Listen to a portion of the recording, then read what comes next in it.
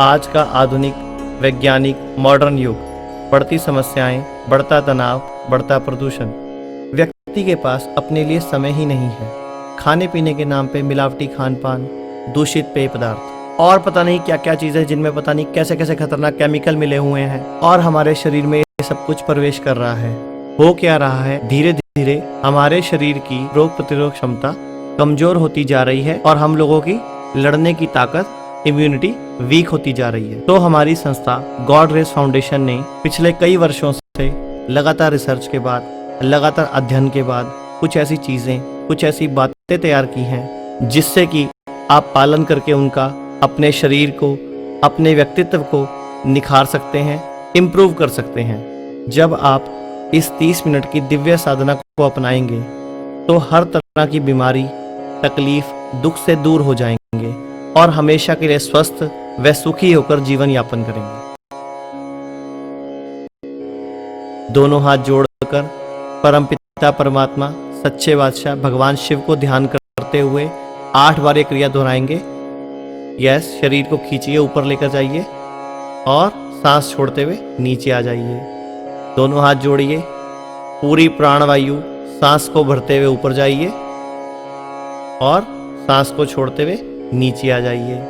फेफड़ों को पूरा भरना है, पूरा खाली करना है। जब हम ऊपर शरीर को खींचकर लेकर जाते हैं तो रक्त संचार बेहतर होता है, हड्डियां मजबूत होती हैं, मांसपेशियों के अंदर जो टॉक्सिन्स पड़े हैं, केमिकल पड़े हैं, वो रिलीज होने शुरू हो जाते हैं। इस तरह हमारा शरीर स्वस्थ व निरोगी बनता है। इसी तरह करते जाइए। दोनों हाथ जोड़कर वापस ऊपर लेकर जाइए, नीचे हाथ लेकर आ जाइए। ध्यान ये रखना है, ऊपर जाते वक्त सांस को भरना है पूरी अच्छी तरह प्राणवायु को, और नीचे आते वक्त सांस को छोड़ना है। दोनों हाथ कमर के ऊपर रखिए, कमर को गोल गोल घुमाना शुरू कीजिए। घुमाते जाइए, घुमाते जाइए। रीढ़ की हड्डी को पूरा गोल घुमाना है। रीढ़ की हड्डी लचीली बनती है, सभी चक्र बैलेंस होते हैं और हमारा शरीर फ्लेक्सिबल होता है। घुमाते जाइए। 8 बार सीधी तरफ घुमाना है। घुमाते जाइए, घुमाते जाइए। अब रिवर्स की तरफ शुरू कर दीजिए। घुमाते जाइए। रीढ़ की हड्डी में जो चक्र स्थित हैं वो बैलेंस होते हैं, ग्लूकोज का और ऑक्सीजन का सर्कुलेशन बढ़ता है और हमारा शरीर स्वस्थ बनता है। 8 बार क्रिया करके रुक जाइएगा। दोनों हाथ घुटनों पे रखिए, घुटने को गोल गोल राइट साइड घुमाना शुरू कीजिए। घुमाते जाइए, बड़ा राउंड। घुटनों में जितना भी हमारा पाँव की तरफ से जो किडनी में जाने वाला ब्लड सर्कुलेशन है वो बढ़ता है, किडनी स्वस्थ होती है, पाँव स्वस्थ होते हैं। घुमाते जाइए, घुमाते जाइए। अब उल्टी दिशा में घुमाते जाइए, घुमाते जाइए। एड़ी स्वस्थ होती है, घुटने स्वस्थ होते हैं, कमर की हड्डी लचीली बनती है और किडनी में खून का दौरा बढ़ने से किडनी साफ होनी शुरू हो जाती है। करते जाइए। यस, चौकड़ी मारकर बैठिए। हम अपने भगवान, अपने इष्ट से उनकी ब्रह्मांड में फैली ऊर्जा का आवाहन करेंगे इस तरह। हे मेरे प्रभु, मेरे भगवान, मैं आपसे आपकी इस ब्रह्मांड में फैली ऊर्जा का आवाहन करता हूँ, क्योंकि मुझे मेरे कल्याण के लिए, मेरे शरीर के विकारों को नष्ट करने के लिए आपकी इस ब्रह्मांडीय ऊर्जा की आवश्यकता है। मेरे शरीर के सभी चक्र जो आपकी कृपा से ही गतिशील हैं, मैं इन चक्रों को ठीक व बैलेंस करना चाहता हूँ। अब आप सब मेरे पीछे पीछे जोर से ये सब बोलेंगे। हे ब्रह्मांड की सर्वोच्च शक्तियों, हे ब्रह्मांड की सर्वोच्च शक्तियों, मैं आप सबका आवाहन करता हूँ, मैं आप सबका आह्वान करता हूँ कि आप सब मेरे भीतर, कि आप सब मेरे भीतर प्रवेश हो और मुझे अपनी दिव्य शक्तियों से ऊर्जान्वित करें, दिव्य शक्तियों से ऊर्जान्वित करें, ऊर्जान्वित करें, ऊर्जान्वित करें, ऊर्जान्वित करें, ऊर्जान्वित करें। दोनों हाथ नीचे ले आए। ये ज्ञान मुद्रा है। हाथ की पहली उंगली और अंगूठे को मिलाकर बैठ जाइए। और ओम का उच्चारण शुरू कीजिए। ओ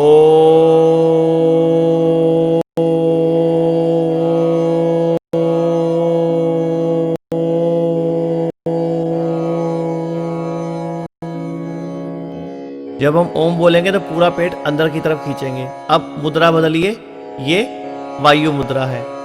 शुरू कीजिए पेट खींचते हुए। ओ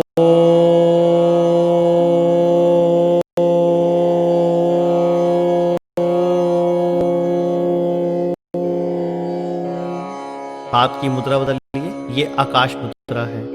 शुरू कीजिए उच्चारण पेट खींचते हुए। ओ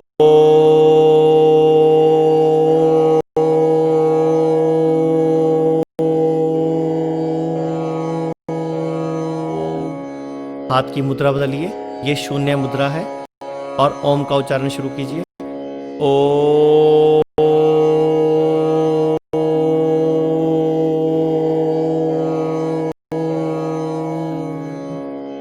हाथ की मुद्रा बदलिए, ये पृथ्वी मुद्रा है। शुरू कीजिए।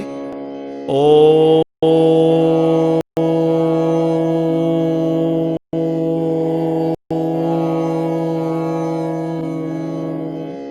हाथ की मुद्रा बदलिए, ये सूर्य मुद्रा है।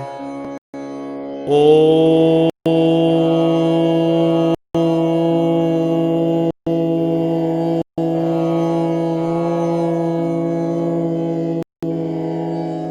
हाथ की मुद्रा बदलिए, ये जल मुद्रा है। ओ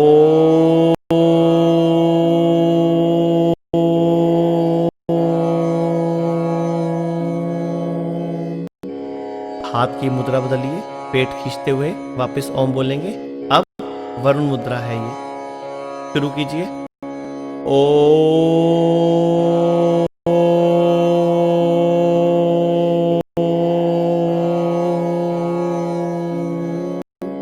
रिलैक्स। ऊर्जा हमारे हाथों से हमारे शरीर में आ चुकी है। अब हम अपने चक्रों को बैलेंस करेंगे। वज्रासन में बैठ जाइए। कोई वज्रासन में नहीं बैठ सकता तो सुखासन में चौकड़ी मार के बैठ सकता है। दोनों हाथ नीचे रखिए अपने लंब चक्र के आगे, और लंब का उच्चारण करना है। मूलाधार चक्र है ये। लम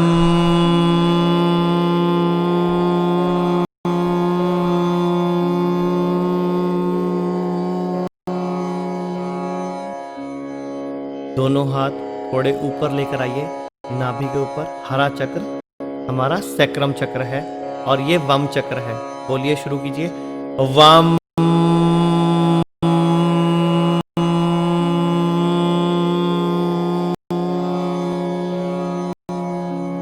दोनों हाथ थोड़े और ऊपर मणिपुर चक्र, रम चक्र पर लेकर आइए। उच्चारण शुरू करेंगे। रम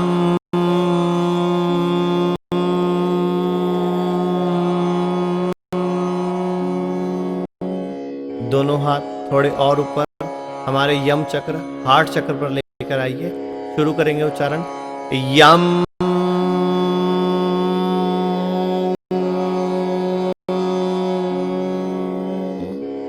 दोनों हाथ थोड़े और ऊपर हमारे गले के सामने लेकर आ जाइए। विशुद्धि चक्र। शुरू करेंगे उच्चारण। हम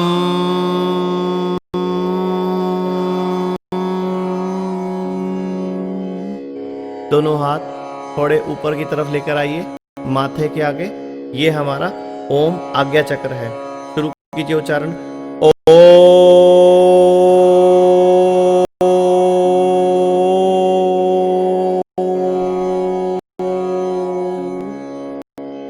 दोनों हाथ ऊपर सिर के ऊपर दशम द्वार क्राउन चक्र पर लेकर आइए। इसका उच्चारण है ओम एक ओमकार। बोलना शुरू कीजिए। ओम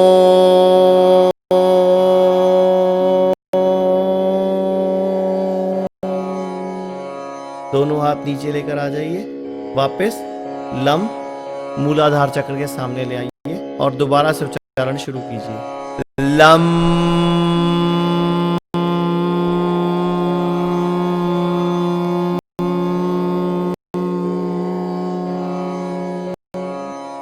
दोनों हाथ थोड़े ऊपर लेकर आइए, नाभि के ऊपर। हरा चक्र हमारा सैक्रम चक्र है, और ये वम चक्र है।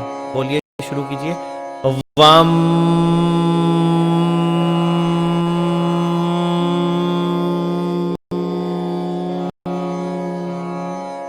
दोनों हाथ थोड़े और ऊपर मणिपुर चक्र रम चक्र पर लेकर आइए। उच्चारण शुरू करेंगे। रम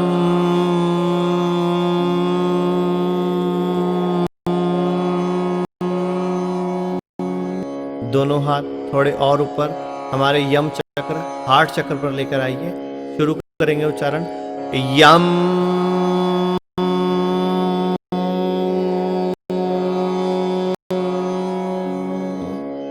दोनों हाथ थोड़े और ऊपर हमारे गले के सामने लेकर आ जाइए। विशुद्धि चक्र शुरू करेंगे उच्चारण। हम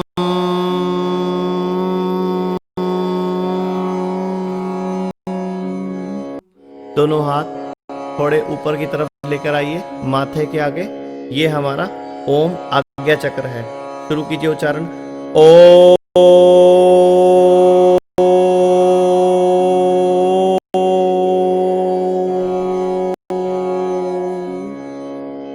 दोनों हाथ ऊपर सिर के ऊपर दशम द्वार क्राउन चक्र पर लेकर आइए। इसका उच्चारण है ओम। एक ओमकार बोलना शुरू कीजिए।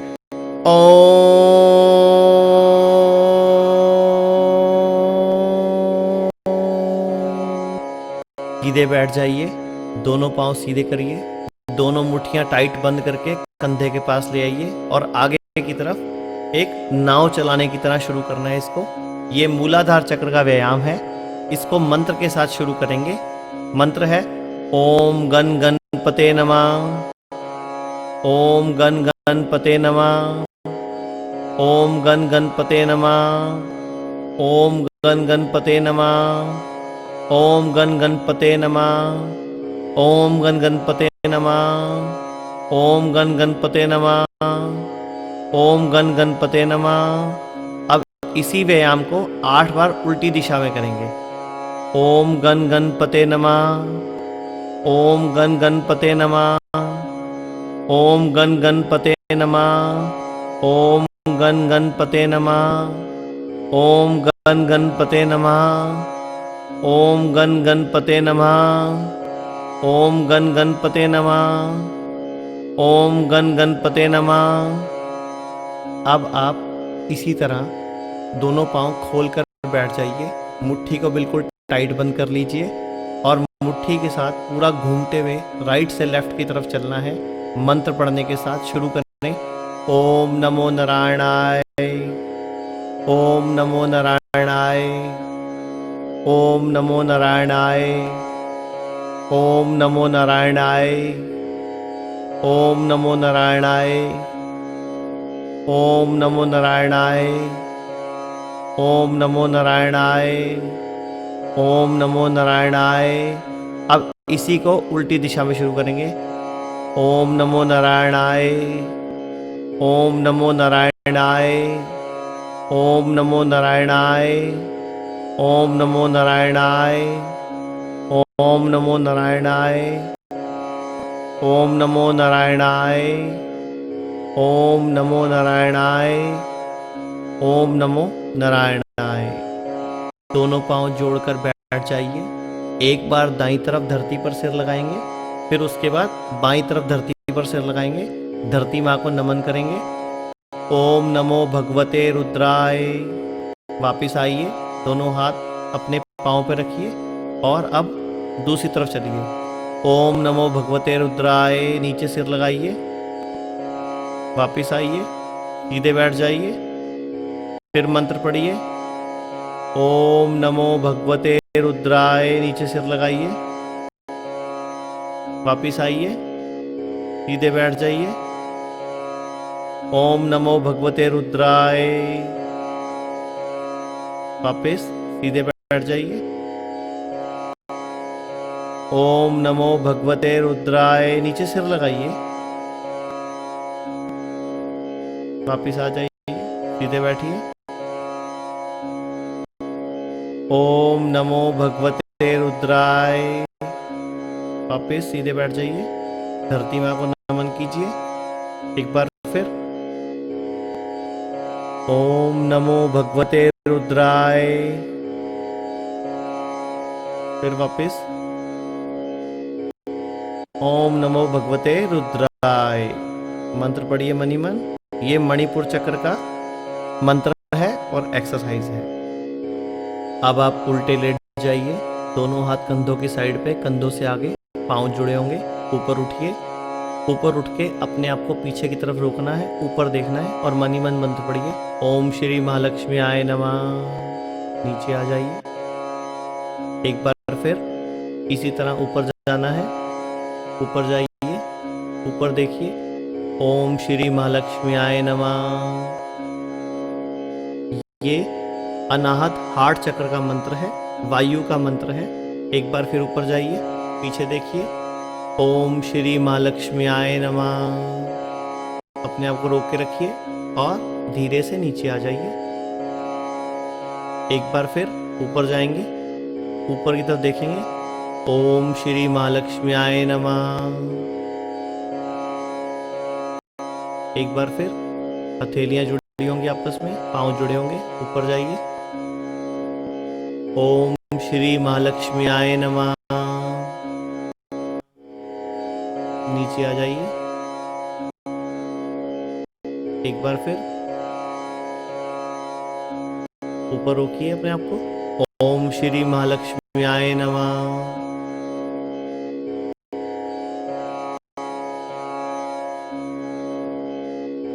पीछे देखिए ऊपर की तरफ, ओम श्री महालक्ष्मी आय नमः।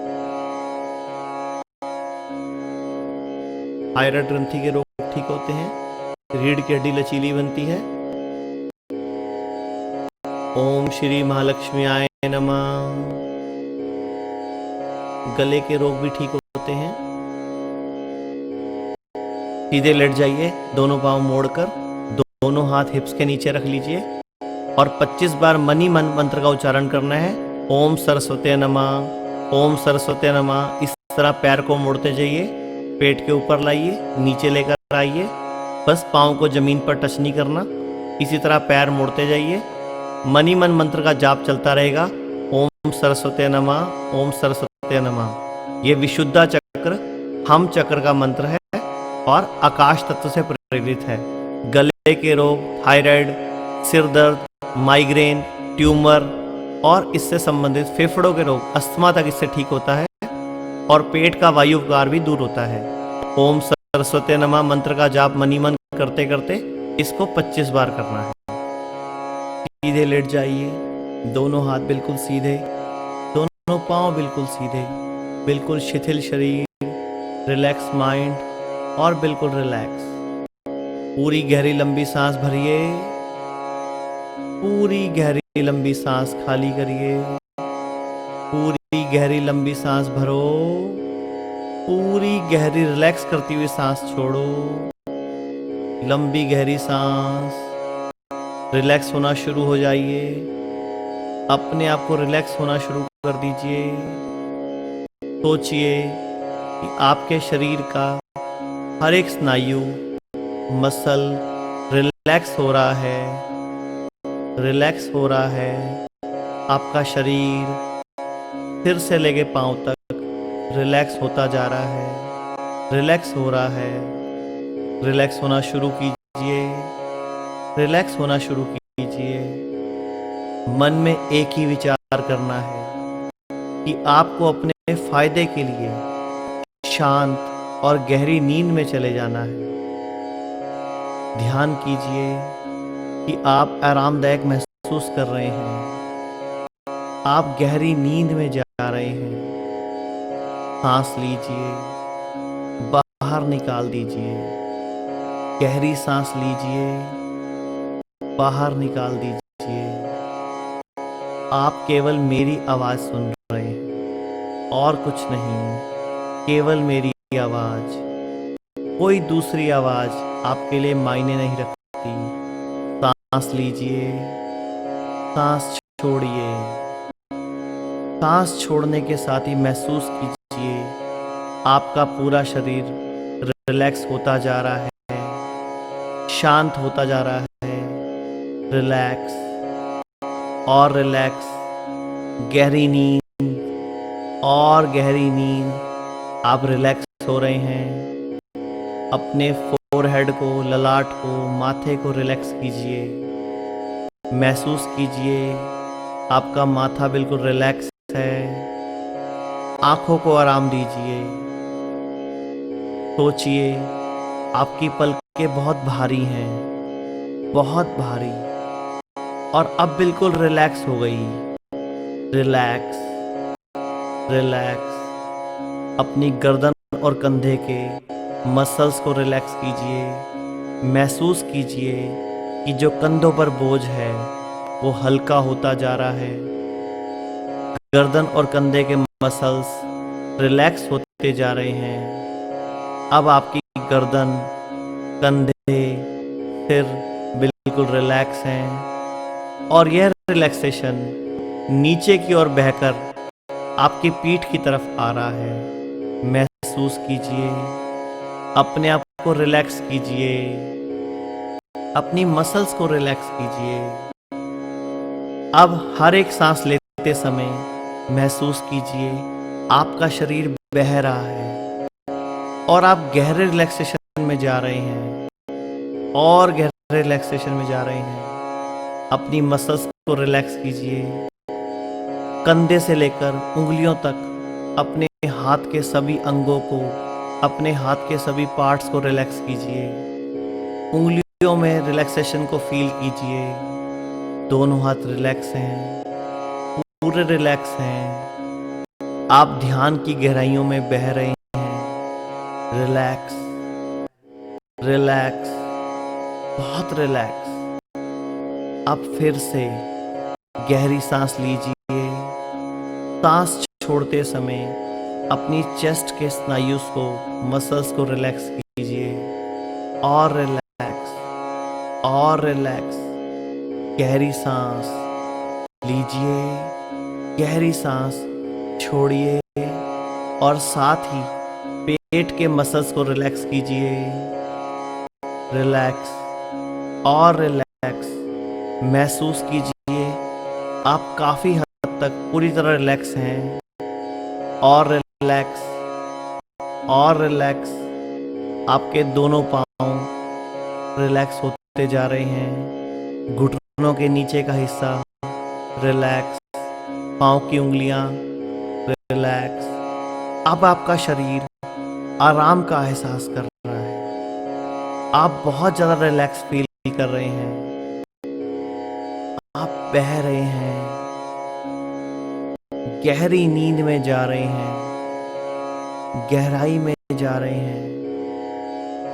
गहराई के साथ आप रिलैक्स हैं।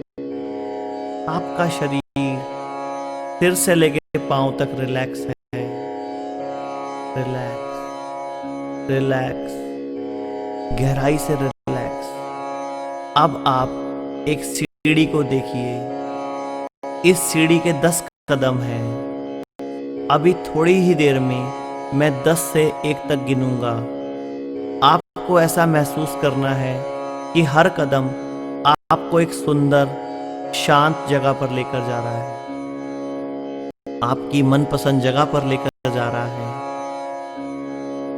आप फील कीजिए, समुद्र का कोई किनारा हो सकता है, पहाड़ हो सकता है, कोई भी जगह जो आपके लिए पूरी तरह सुरक्षित हो।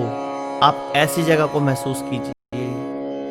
अब आप अपने आप को एक सुरक्षित जगह में देखिए।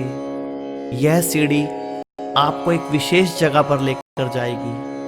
हर कदम पर शरीर को और अधिक रिलैक्स होता हुआ महसूस कीजिए। शरीर को बहने दीजिए।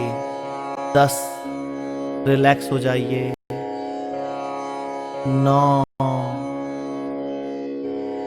8 और रिलैक्स। 7, 6, 5, 4, गहराई से रिलैक्स होते जाइए। 3, 2, गहरी नींद। 1, रिलैक्स। अब आप एक शांति में उस अपनी विशेष जगह पर हैं जहां कोई आपकी शांति भंग करने के लिए नहीं है।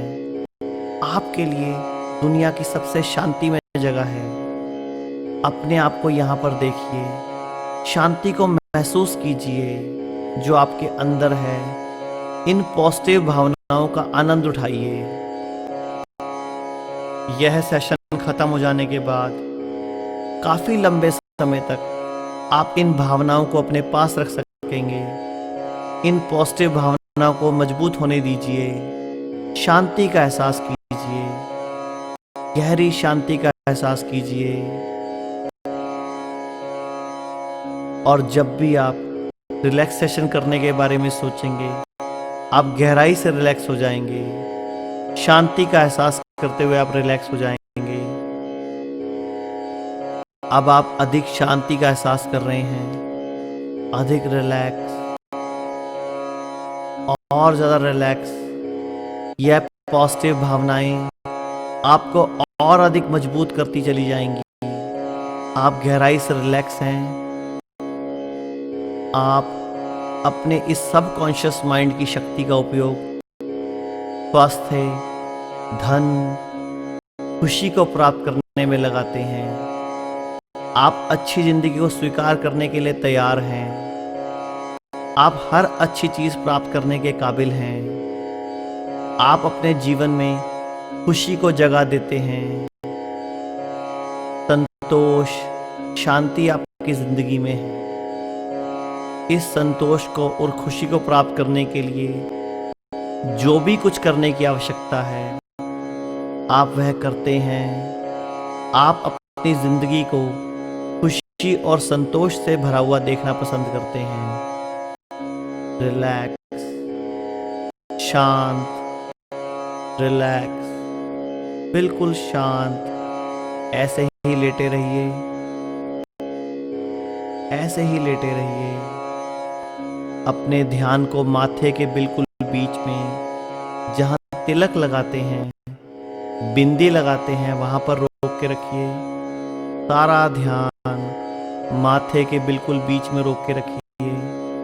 रिलैक्स शरीर, शांत शरीर, बिल्कुल रिलैक्स, रिलैक्स। सारा ध्यान माथे के बिल्कुल बीच में। शरीर का आज्ञा चक्र, नर्वस सिस्टम का कंट्रोल यहीं पर स्थित है। भगवान शिव की तीसरी आंख भी यहीं पर स्थित है। सारा ध्यान माथे के बिल्कुल बीच में, दोनों आंखों के बीच अपने ध्यान को रोक के रखें। पूरा ध्यान माथे के बिल्कुल बीच में। रिलैक्स,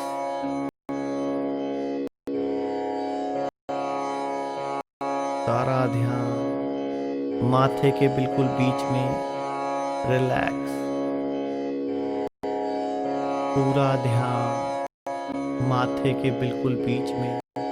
आज्ञा चक्र पर अपने इष्ट को देखते हुए सिर्फ मेरी आवाज पर ध्यान लगाएंगे। जो हुआ वो अच्छा हो, जो हो रहा है वो अच्छा हो रहा है, जो होगा वो भी अच्छा होगा। तुम भूत का पश्चाताप ना करो, भविष्य की चिंता ना करो। वर्तमान चल रहा है, यही सत्य है, यही सत्य समय है। खाली हाथ आए, खाली हाथ जाओगे। जो आज तुम्हारा है कल किसी और का था, परसों किसी और का होगा। जिसको तुम अपना समझ के मगन हो रहे हो, बस यही प्रसन्नता तुम्हारे दुखों का कारण है। ना ये शरीर तुम्हारा है, ना तुम शरीर के हो। ये अग्नि, जल, वायु, पृथ्वी, आकाश से बना है। इसी में मिल जाएगा।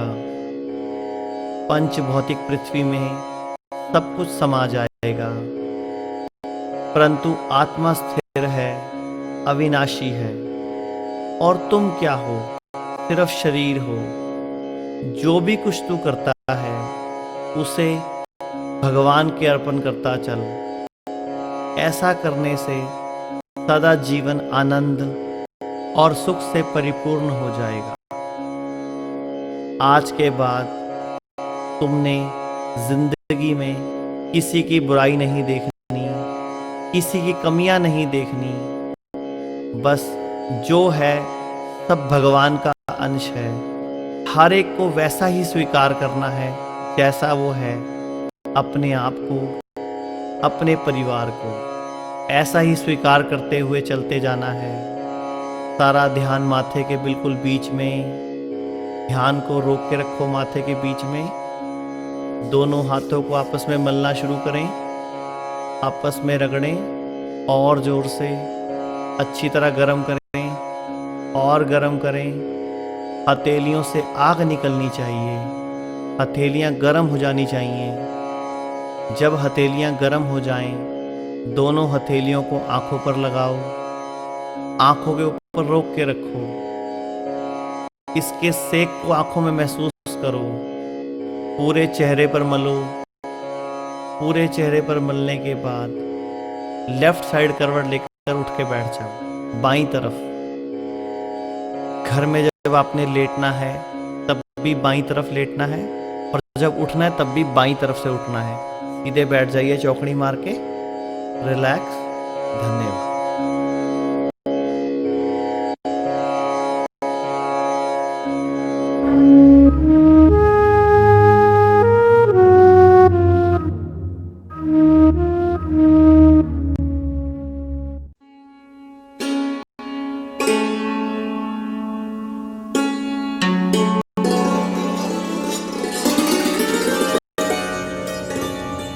दोस्तों, दिव्य ज्ञान, स्वस्थ सुखी संपन्न रहने का ज्ञान, कुछ ऐसी बातें, कुछ ऐसी चीजें जिनको अगर आप अपना लेंगे, जिनको आप पालन अगर कर लेंगे, तो आपके जिंदगी में जो भी बीमारियां हैं, तकलीफें हैं, समस्याएं हैं, उसमें कमी आ जाएगी। जैसे मैं आपको एक छोटा सा तरीका सिखाता हूँ। अगर आप आजकल आप देखते हैं छोटे छोटे बच्चों को चश्मा लग जाता है। छोटे छोटे बच्चे जल्दी आंखें कमजोर होने की प्रॉब्लम से ग्रसित हो जाते हैं, और आपको पता है चश्मा अच्छा भी लगता है और नंबर भी हर साल 2 साल में बढ़ता रहता है। बुढ़ापे में आप देखो मोती आ रहा है, काला मोती आ रहा है, सफेद मोती आ रहा है, या आंखों के आगे धुंधलापन आ रहा है। तो मैं आपको एक छोटा सा उपाय सिखाने जा रहा हूँ, जिसको अगर आप रोज अपनाएंगे तो आपका चश्मा उतर भी सकता है, नहीं तो उसके नंबर में कमी अवश्य आएगी। दोस्तों, क्या करना है, आपने रात को ब्रश करके सोना है। ठीक है, वैसे तो आप सब सोते हैं, लेकिन याद रखिए रात को ब्रश करना सुबह ब्रश करने के मुकाबले 100 गुना ज्यादा जरूरी है। मतलब रात को ब्रश करना जरूरी है, क्योंकि रात को ही हमारे मुंह में बैक्टीरिया और वायरस का स्तर बढ़ता है। रात को ब्रश करके सो जाइए। सोते वक्त आपका सिर जो है ये पूर्व या दक्षिण में होना चाहिए, क्योंकि मैग्नेटिक ध्रुव है जो पृथ्वी के, उसी के हिसाब से अगर हम सोएंगे तो हमारा ब्लड सर्कुलेशन ठीक रहेगा, हमारा खाना, खाया गया खाना जल्दी हजम होगा। तो रात को पूर्व या दक्षिण में सर करके सो जाइए। सुबह उठ के जब आपकी नींद खुले तो आपने लेटे लेटे पूरी बॉडी को हिलाना है, जैसे एक बच्चा मचलता है, एक बच्चा हिलता है। सुबह उठ के बिस्तर पे जब आपकी आंख खुल जाए तो उठना नहीं है, लेटे लेटे ही आपने बॉडी को हिलाना है। उसके बाद लेफ्ट करवट लेके उठ के बैठ जाना है। अपने अच्छी तरह हाथ रगड़ने हैं इस तरह पूरा, क्योंकि हमारे हाथों में एक्यूप्रेशर पॉइंट्स होते हैं, हमारे अंगों की नसें जो होती हैं वो हाथ में होती हैं। तो अच्छी तरह हाथों को रगड़ना है। पूरी हथेलियां गर्म हो जाएं तो उसको पहले ऐसे आंखों पे लगाना है।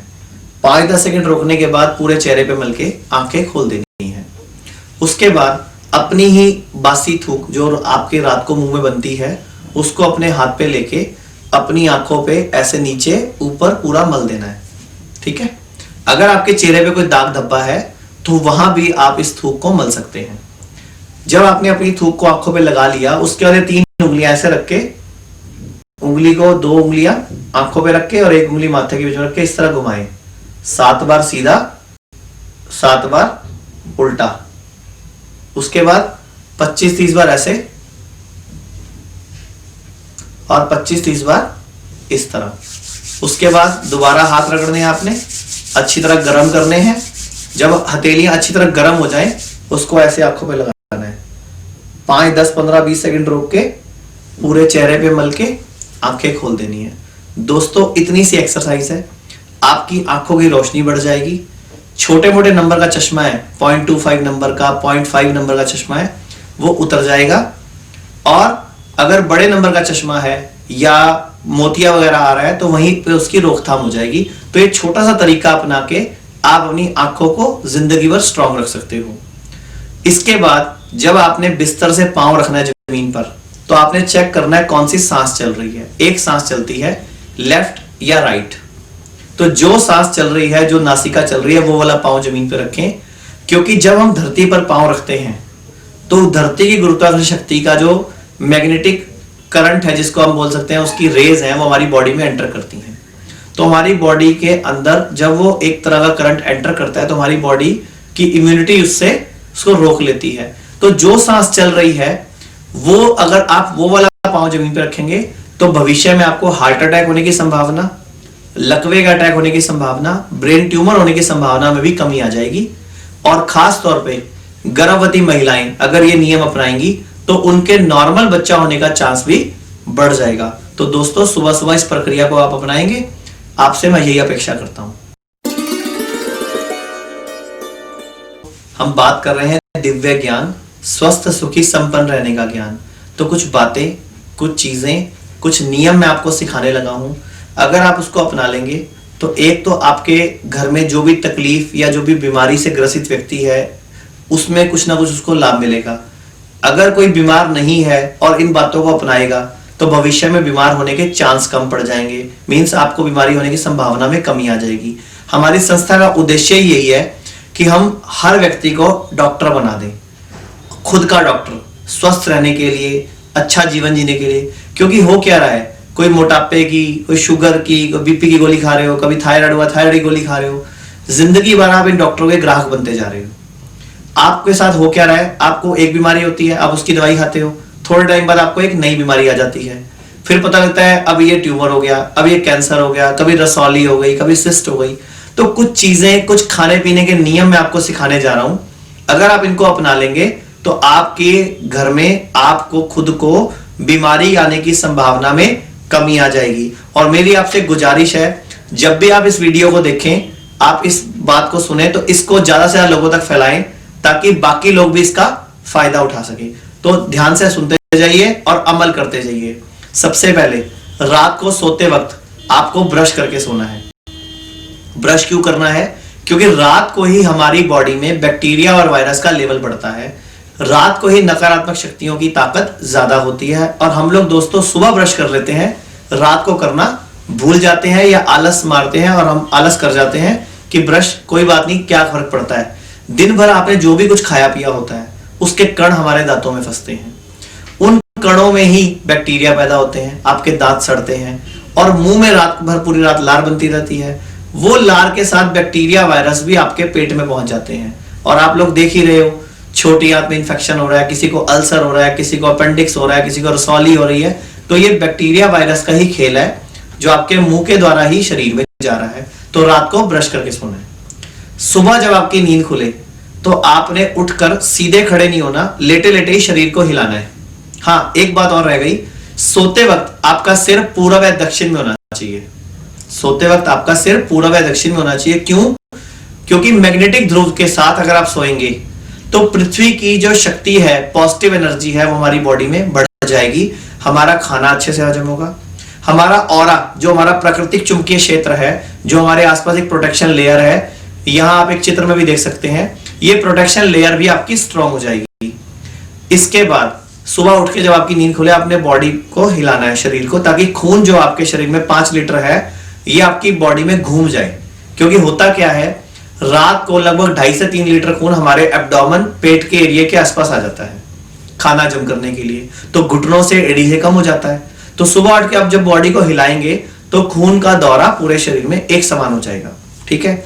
उसके बाद बाईं करवट लेकर उठ के बैठ जाइए। अच्छी तरह हाथ रगड़िए, उसको गर्म कीजिए, आंखों पर लगाइए, पूरे चेहरे पर मलिए और आंखें खोल लीजिए। फिर चेक करिए कौन सी सांस चल रही है। जो सांस चल रही है वो वाला पांव जमीन पर रखिए। क्यों रखिए? क्योंकि मैग्नेटिक एनर्जी ने बॉडी में प्रवेश करना है और ने स्ट्रांग होना है। और पृथ्वी कौन है? हमारा चुंबकीय शक्ति, जिससे कि हमारा जो सबसे नीचे मूलाधार चक्र होता है, रीढ़ की हड्डी के बिल्कुल नीचे, मूलाधार चक्र ने एनर्जी जो है पृथ्वी से, धरती से लेनी होती है। तो पांव सही रखिए, हाँ, अगर आपको सुबह सुबह उठ के खूब सारी छींकें आती हैं, कई लोग बोलते हैं मुझे साइनस है, नाक की हड्डी बड़ी हुई है, या जुकाम बहुत रहता है, ऐसे लोग खास तौर पे नंगी जमीन पर पाँव न रखें। एक मैट या पायदान या चप्पल रखें, उसके ऊपर पाँव रखें, ताकि उनकी बॉडी का टेम्परेचर एकदम चेंज ना हो, जिससे उनको छींकें नहीं आएंगी।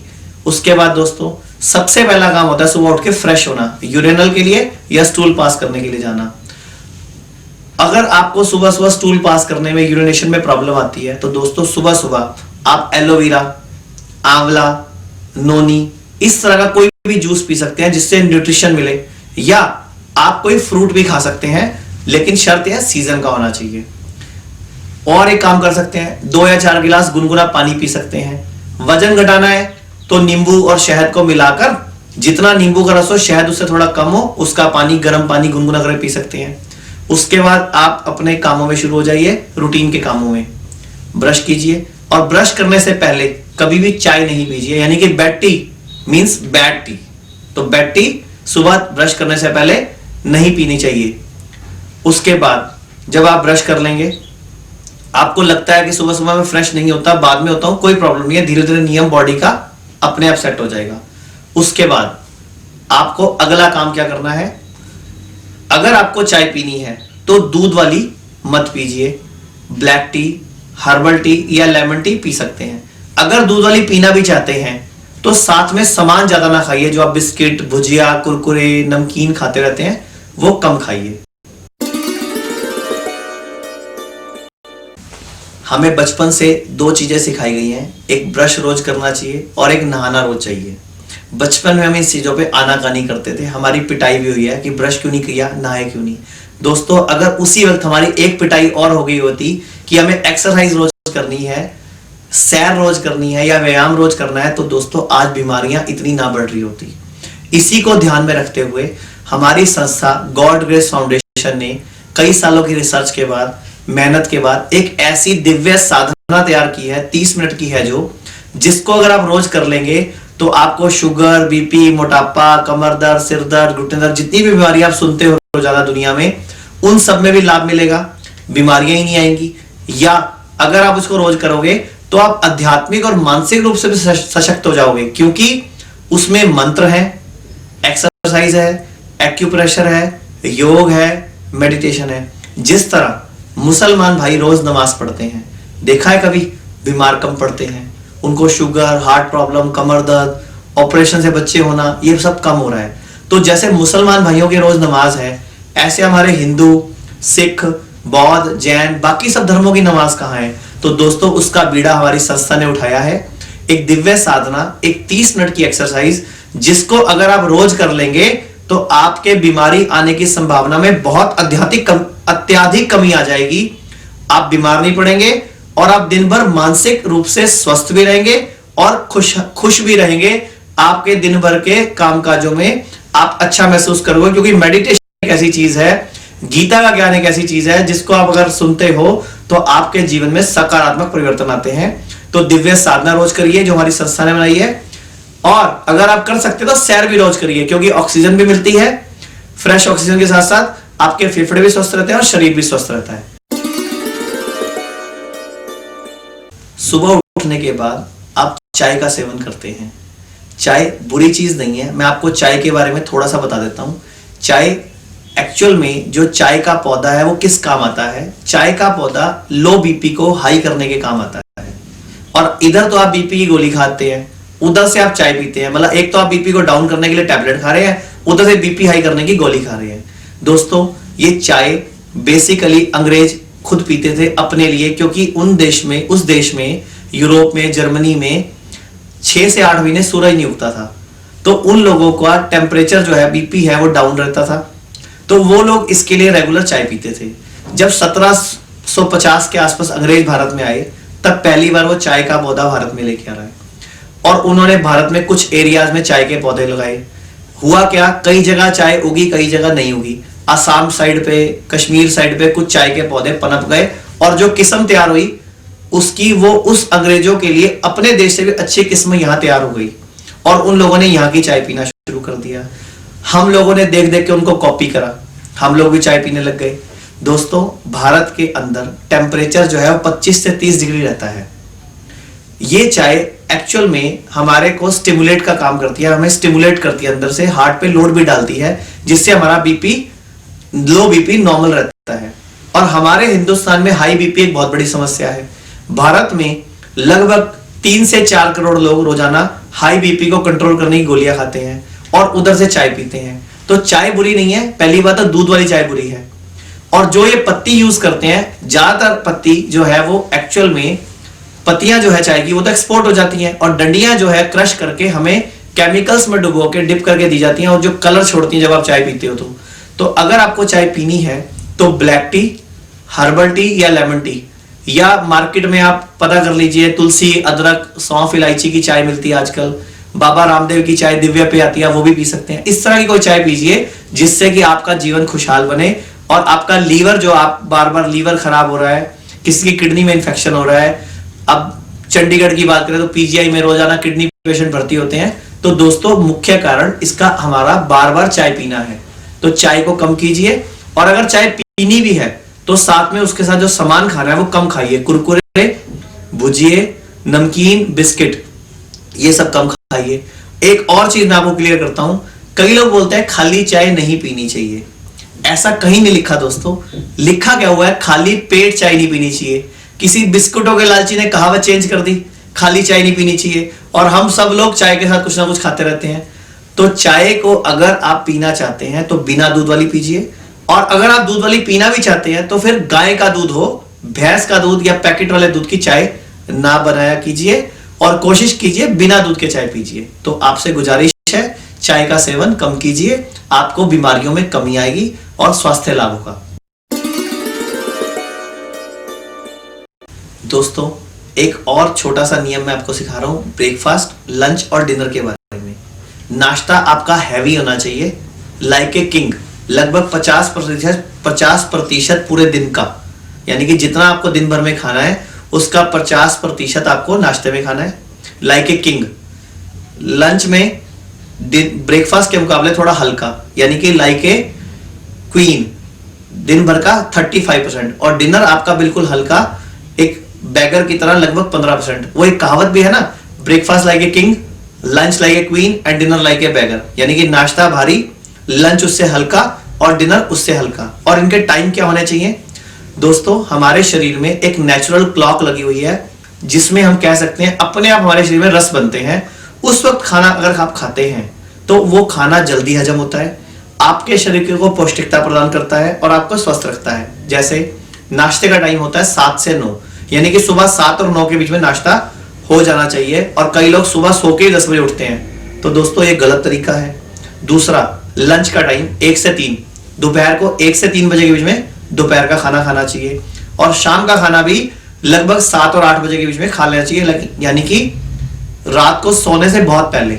यानी कि रात को अगर आपने 12 बजे सोना है तो या 10 बजे सोना है तो उससे 2-3 घंटे पहले कम से कम खाना खा लीजिए, और हल्का खाना, ठीक है। ये 3 आपके खाने के टाइम होने चाहिए, ब्रेकफास्ट, लंच और डिनर, और इनमें कम से कम 4 से 6 घंटे का गैप होना चाहिए ताकि पहला खाना हजम हो जाए तब हम दूसरा खाना खाएं। हम गलती क्या करते हैं, पहला खाना हजम नहीं होता और दूसरा खाना खा लेते हैं। एक उदाहरण देता हूं आपको, रात को 9 बजे आपने स्कूटर, कार या मोटरसाइकिल को पेट्रोल पंप पे ले जाइए और कहना भैया इसकी टंकी फुल कर दीजिए। टंकी फुल करवा के आके उसको घर पे खड़ा कर दीजिए। सुबह 9 बजे फिर पेट्रोल पंप पे जाइए, कहना भैया टंकी फुल कर दीजिए। दोस्तों वो टंकी फुल नहीं करेगा, क्योंकि रात का पेट्रोल तो गाड़ी में पड़ा हुआ है, रात का डीजल तो गाड़ी में पड़ा हुआ है। यही गलती आप करते हैं जब आप किसी शादी, पार्टी, सुख दुख में कहीं ऐसी जगह जाते हैं जहां आपको ज्यादा खाना होता है। आप रात को आके सोते हैं, सुबह फिर परोठे, पूड़ी, पकोड़े खा रहे हो, तो रात वाला खाना कहां गया। दोस्तों हमारे लीवर पर लोड पड़ता है, लीवर की लाइफ कमजोर होती है, हमारी किडनियों की लाइफ कमजोर होती है और हमें बीमारियां आती हैं। तो आज के बाद नाश्ता, लंच और डिनर के नियम को ध्यान में रखिए। एक लाइन आप सुनते हैं, खाना चबा चबा के खाना चाहिए। खाना चबाने के पीछे लॉजिक क्या है, हमारे मुंह में लगभग 32 दांत हैं, 32 दांत, और मुंह में हमेशा लार बनती रहती है। जितना ज्यादा आप खाने को चबाते हैं उतनी ज्यादा लार ज्यादा बनती है। हमारे शरीर में लगभग 10,000 तरह के एंजाइम्स होते हैं। और जब हम खाना खाते हैं, जिस खाने में मुंह की लार मिक्स होती है वही खाना अंदर जाकर हजम होता है। यानी कि अगर किसी खाने में लार मिक्स नहीं हुई तो वो खाना अंदर भी हजम नहीं होगा। आप उदाहरण के तौर पे 4-5 खरबूजे के या तरबूज के बीज निकल लीजिए, वो ऐसे कैसे सारे बीज बाहर आ जाएंगे, आप उनको इकट्ठा कर सकते हैं। मेरा आपको समझाने का उद्देश्य ये है कि जल्दबाजी में खाना ना खाइए, चबा चबा के खाइए और खाने के साथ पानी ना पीजिए। पानी क्यों ना पीजिए? क्योंकि जब हम खाना खाते हैं तो हमारे अंदर जो जठराग्नि है वो प्रबल होती है, ऊपर लेवल, यानी कि 98 डिग्री फ़ारेनहाइट लगभग हमारा जो टेम्परेचर है। जब हम खाना खाते हैं तो पेट का टेम्परेचर जो अंदर का 85 डिग्री फ़ारेनहाइट होता है। जब हम अपना खाना खाते हैं और उसके साथ पानी पीते हैं तो टेम्परेचर डाउन हो जाता है, तो खाना गांठों के रूप में घी तेल की वजह से गांठें बन जाती हैं, कोलेस्ट्रॉल बढ़ता है, खाना हजम नहीं होता और खाने को हजम करने में शरीर को ज्यादा ताकत लगानी पड़ती है। तो नियम क्या है दोस्तों? खाना चबा चबा के खाना है और खाने के साथ पानी नहीं पीना है। एक और बहुत बड़ी गलती करते हैं हम, खाना खाने के लिए फोन उठा लेते हैं तो हमारी कंसंट्रेशन जो है, हमारा जो माइंड है वो फोन की तरफ डाइवर्ट होता है। एक तो हमारे पाचक रस कम आते हैं, हमारा लीवर, हमारा गॉल ब्लैडर हमारे पेट में रस कम देता है खाना हजम करने के लिए। दूसरा, जब आप फोन पे बात करते हैं तो कुछ हवा भी चली जाती है फूड पाइप में, क्योंकि उस टाइम लॉक खुला होता है फूड पाइप का 2 जगह से, एक अमाशय के ऊपर से और एक हमारे गले में से। तो होता क्या है, कुछ गैसेस चली जाती हैं, कुछ हानिकारक बैक्टीरिया वायरस प्रवेश कर जाते हैं। क्योंकि बैक्टीरिया वायरस को प्रवेश करने की जगह क्या है? या तो पानी के माध्यम से या खाने के साथ। फिर आप कहते हो मेरी बॉडी में बीमारियां आ रही हैं। तो खाना खाते टाइम बोलना नहीं, फोन पे बात नहीं करनी, खाना चबा चबा के खाना है, खाने के साथ पानी नहीं पीना है। कभी भी दोस्तों बासी खाना ना खाएं। बासी खाने से मतलब होता है कि रात को आपने दाल या सब्जी जो भी बचा, हमारे घर में क्या होता है, इसको फ्रिज में रख देते हैं, सुबह गर्म करके खाते हैं। या कई लोग एक गलती करते हैं, चाय बनानी है सुबह, सीधा फ्रिज में से कप भरा और सीधा चूल्हे पर। दोस्तों उधर दूध का टेम्परेचर कम है, उधर चाय के डिब्बे में टेम्परेचर आपको पता है डिफरेंट है।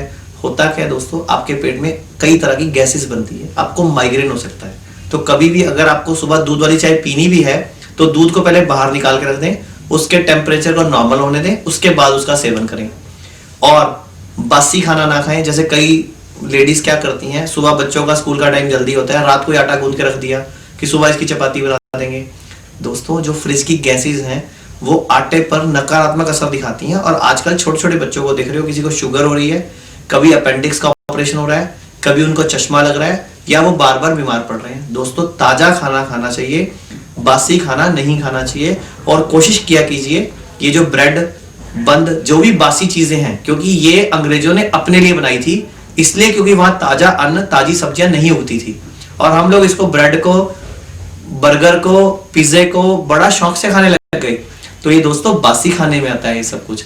ठीक है, कभी शौक के लिए, कभी जरूरत के टाइम पे, कभी किसी शादी पार्टी में खा लिया, कोई प्रॉब्लम नहीं। इसका रोजाना का नियम ना बनाइए।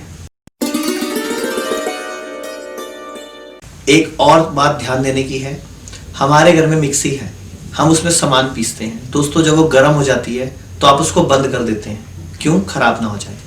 मान लेते हैं इस कमरे में आप एक एलसीडी देख रहे हैं, टीवी देख रहे हैं, और एकदम लाइट फ्लक्चुएट हो रही है, तो आप फटाफट एलसीडी या टीवी बंद करते हैं, क्यों? खराब ना हो जाए। दोस्तों ऐसे ही जिस दिन आपको गुस्सा हो, मूड खराब हो, टेंशन हो, परेशानी हो, उस दिन आपको कम खाना, हल्का खाना खाना चाहिए। और कई लोग गुस्से में ज्यादा खाना खाते हैं। उस वक्त होता क्या है, हमारे शरीर में कार्टिसोल हार्मोन बढ़ा हुआ होता है, स्ट्रेस हार्मोन बढ़ा हुआ होता है, खाना हजम नहीं होता। मतलब भगवान ने बड़ा अच्छा सिस्टम लगाया कि जब आप टेंशन में हो, मूड खराब हो, गुस्सा हो, उस दिन पाचन तंत्र काम ना करे, कम काम करता है और आप लोग ज्यादा खा रहे हो। और सबसे बड़ी बात, मैंने पीछे एक लेक्चर में बोला एक दिन कि जो जिसको सबसे ज्यादा प्यार करता है वो उसका सबसे बड़ा दुश्मन होता है। तो कुछ कपल्स, कुछ हस्बैंड वाइफ खड़े हो गए, क्यों?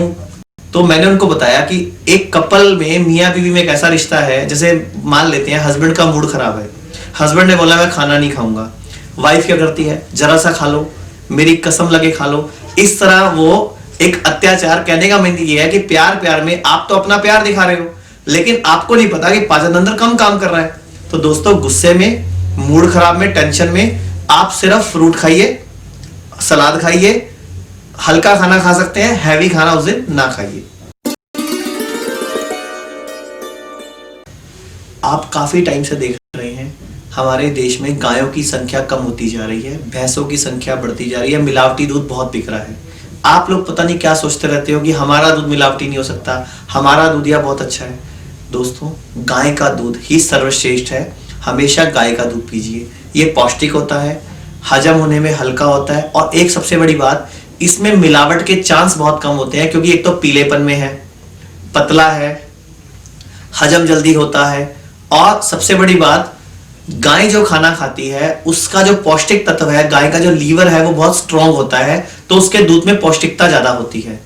इसके मुकाबले भैंस का दूध गाढ़ा भी होता है, सफेद होने की वजह से इसमें मिलावट के चांस ज्यादा हैं। तो आपसे गुजारिश है कि जब भी पीजिए गाय का दूध पीजिए, और अगर आपको लगता है दूध मिलावटी है या पैकेट वाला है या नकली है तो दोस्तों कम पीजिए।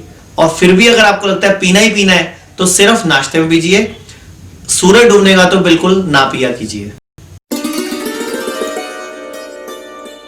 मुझसे बहुत से लोग एक बात पूछते हैं, नमक कितना खाना चाहिए, नमक शरीर पर क्या नुकसान करता है। दोस्तों, ये जो कंपनियों का नमक है, सफेद नमक, हम इसको बहुत ज्यादा यूज करने लग गए हैं, जबकि इसकी जो निर्धारित मात्रा है वो लगभग 2 से 3 ग्राम रोजाना होनी चाहिए, यानी कि इससे ऊपर सफेद नमक नहीं खाना चाहिए। हो क्या रहा है, हम लोगों ने कई बार एक सर्वे किया, कई लोगों के घर का टोटल लगाया कि कितना नमक यूज हो रहा है। 4 लोगों के परिवार में 1 पैकेट नमक महीने में खत्म हो जाता है। तो दोस्तों हिसाब लगाओ, एक व्यक्ति के से 8 ग्राम नमक आता है रोज का। जितना नमक आप ज्यादा इस्तेमाल करेंगे उतना आपका लीवर कमजोर होगा, उतनी आपकी इंटेस्टाइन में इन्फेक्शन जल्दी होंगे। कई लोग बोलते हैं, आप कहते हो सफेद नमक खाना ही नहीं चाहिए। नहीं, ऐसा नहीं है दोस्तों। जो सब्जी पकती है कुकर में, कढ़ाई में, आप वहां सफेद नमक यूज कीजिए। जो कच्चा है, सलाद पर, फ्रूट पर, दही पर, रायते पर, इन चीजों में जो यूज करना है तो काला नमक, समुद्री नमक या पाकिस्तानी नमक का यूज कीजिए। तो आप स्वास्थ्य की दृष्टि से उत्तम रहेंगे और आप स्वस्थ रहेंगे। एक और बहुत बड़ी जरूरी बात, एक आप पैकेट वाला सूप या पैकेट वाले जूस का सेवन ना किया कीजिए, क्योंकि इनमें प्रिजर्वेटिव, केमिकल का भी यूज होता है और फ्लेवर्स का भी यूज होता है। इसकी जगह आप फ्रेश फ्रूट्स खाइए, उसमें मिनरल्स हैं, फाइबर है, आपकी सेहत के लिए अच्छा है। जूस पीना है, फ्रेश जूस का पीजिए, फ्रेश फ्रूट्स का पीजिए, और शर्त यह है सीजन के फ्रूट होने चाहिए। एक तो तीनों वक्त जब आप खाना खाते हैं कोई ना कोई एक फ्रूट जरूर खाया कीजिए, नियम बना लीजिए इसको आप। उससे क्या होगा, खाने के अंदर अगर कोई मिलावट या कोई टॉक्सिन हमारी बॉडी में जा रहा है, हमारी बॉडी उसको बर्न कर लेगी।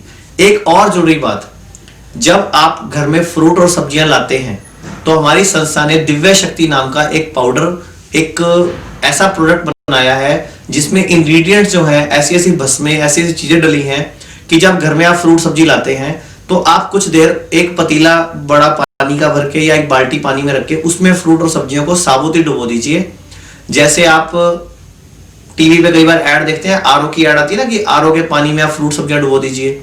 दोस्तों, आरओ के पानी में फ्रूट सब्जियां डुबोने की जगह अगर आप मिनरल्स का प्रोडक्ट जो हमारी संस्था ने बनाया है, दिव्य शक्ति पाउडर नाम है उसका, अगर आप उसमें फ्रूट और सब्जियों को डुबोएंगे तो आपके जो फ्रूट के ऊपर हानिकारक पेस्टिसाइड, केमिकल लगे हुए हैं, प्लस सबसे बड़ी बात, आप कभी भी शाम को सब्जियां ना खरीदा कीजिए, क्योंकि दिन भर में लोगों की छोड़ी हुई सब्जियां या बार बार छींटे मार मार के जो दिन भर सब्जी बेचने वाले उस पर छींटे मारते रहते हैं फ्रेश करने के लिए, उससे उसका पौष्टिकता भी कम होती है।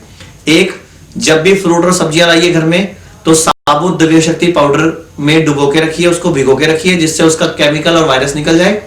दूसरा, जूस पीना है तो फ्रेश फ्रूट्स का पीजिए, ये मार्केट वाले डिब्बे का जूस वगैरह ना पीजिए। पैकेट वाला सूप की जगह आप घर में हरी सब्जियों का सूप बनाइए। उसके लिए आप हमारी संस्था से सूप बनाने की विधि मंगवा सकते हैं कि सूप कैसा पीना चाहिए। सफेद नमक और चीनी कभी भी इस सूप में और जूस में मत यूज कीजिए, क्योंकि सफेद नमक और चीनी जब आप जूस में और सूप में यूज करते हैं तो उसके जो न्यूट्रिशन की वैल्यू है वो कम हो जाती है।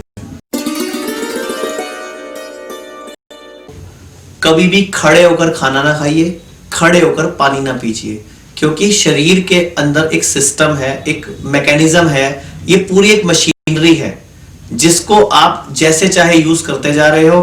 बुढ़ापे में बीमार हो रहे हो, कभी आप हर्निया का ऑपरेशन करा रहे हो, कभी आप अपेंडिक्स का ऑपरेशन करा रहे हो, कभी प्रोस्टेट कटवा रहे हो, कभी कुछ भी कर रहे हो, आपको पता नहीं है। छोटे छोटे बच्चों को भी हर्निया हो रहा है क्योंकि हम उनको बता नहीं रहे कि क्या हो रहा है।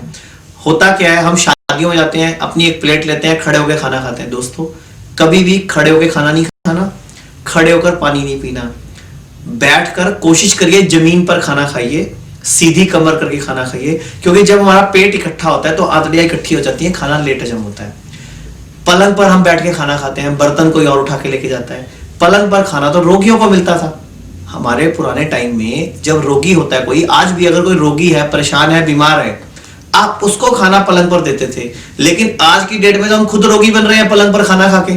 तो कभी भी ध्यान रखना, खाना खाने के साथ पानी नहीं पीना, खाना चबा चबा के खाना, खड़े होकर खाना नहीं खाना, खड़े होकर पानी नहीं पीना। और सबसे बड़ी बात, कभी शादी पार्टी में भी जाना है तो वहां पे बहुत सारी चेयर्स होती हैं, आप आराम से बैठकर जो भी लेना है एक बड़ी प्लेट में ले लीजिए और एक साइड जाके बैठ के आराम से खाना खाइए। उसका एक फायदा होगा, एक तो आप खाना खाते टाइम बोलेंगे नहीं और आराम से चबा चबा कर खाएंगे। आजकल मोटापा, शुगर, बीपी, कोलेस्ट्रॉल का बढ़ना, हार्ट प्रॉब्लम बहुत ज्यादा बढ़ रहा है। भारत में हर साल हार्ट के रोगी बढ़ते जा रहे हैं, बीपी के रोगी बढ़ते जा रहे हैं। दोस्तों इसके पीछे मुख्य कारण मैं आपको दो चार बता देता हूं। एक, जो आप रिफाइंड यूज कर रहे हो, जो आप तेल यूज कर रहे हो, अगर आप कर सकते हो तो पहली बात, गाय का प्योर देसी घी यूज कीजिए। आप बाबा रामदेव की संस्था का घी खरीद लीजिए, कहीं किसी गांव से खरीद लीजिए, क्योंकि हमारी संस्था गॉड रेस फाउंडेशन भी यही कहती है, स्वदेशी अपनाओ, भारत बचाओ। तो किसी भी तरह ऐसा घी जो गाय का हो, या हमारे भारत में सरसों बहुत होती है, कच्ची घानी का सरसों का तेल भी आप यूज कर सकते हो। इसमें पका खाना भी बहुत अच्छा होता है, हार्ट के लिए बहुत अच्छा है। तो दोस्तों गाय का देसी घी, कच्ची घानी का सरसों का तेल अगर आप इस्तेमाल करेंगे, एक तो हमारे देश का पैसा हमारे देश में रहेगा,